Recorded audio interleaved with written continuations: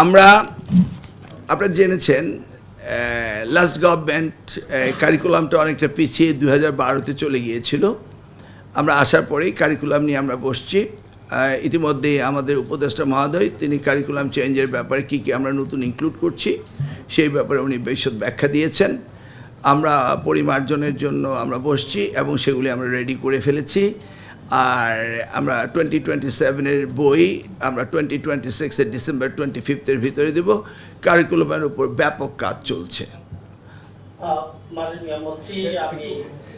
আর আপনি আইসিটি ট্যাবের কথা বললেন, বিগত সরকারের লুটপাট সম্পর্কে আমি তো সেটার উত্তর দিতে পারবো না, তবে আমরা এই মন্ত্রণালয় থেকে একটা কমিটি অতি শীঘ্রই করব। আমরা 180 ডেজ প্রোগ্রামের জন্য অত্যন্ত ব্যস্ত।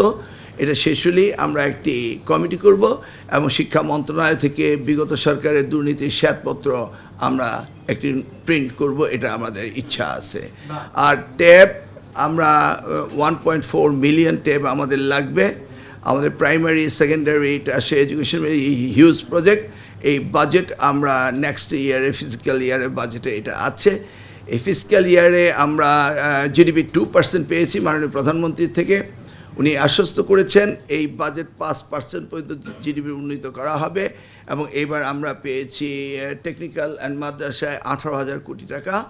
আমরা ইয়েতে পেয়েছি, মাধ্যমিকও আমরা পেয়েছি।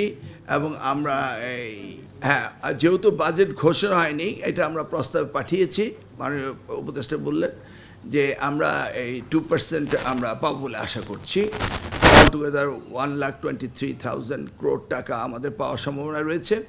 এবং আমরা ভবিষ্যতে আরও বাজেটে আমরা জিডিপির উন্নত হবে এবং ক্রমান্বয়ে আমরা 5% পর্যন্ত পাবো।